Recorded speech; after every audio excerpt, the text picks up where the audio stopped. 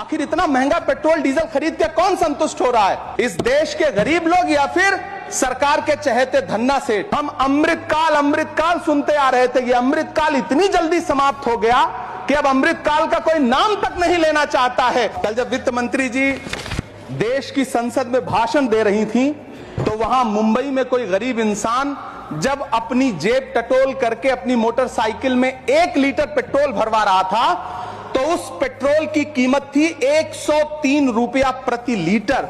अरे मैडम, हम आप यहां पर बैठे रहते हैं और वहां बाहर इसी दिल्ली में 1 लीटर दूध, चाहे वो अमूल का हो या फिर मदर डेयरी का हो, उसकी कीमत 73 रुपए लीटर है। इतना महंगा बेच करके कौन संतुष्ट हो रहा है?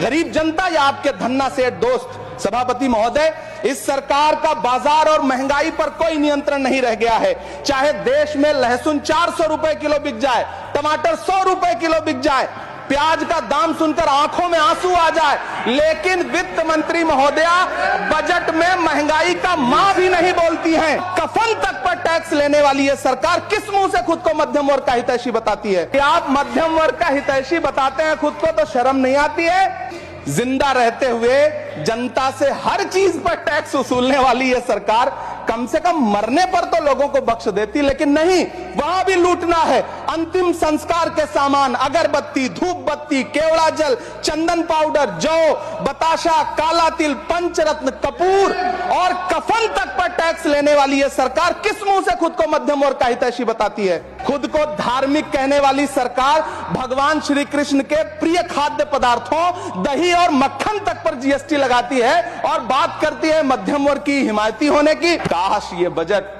सरकारी मालिकों को यह समझा पाता कि नेहरू को कोसने से अर्थव्यवस्था नहीं सुधरेगी। उसके लिए डॉक्टर मनमोहन सिंह साहब की अर्थ नीति अपनानी पड़ेगी।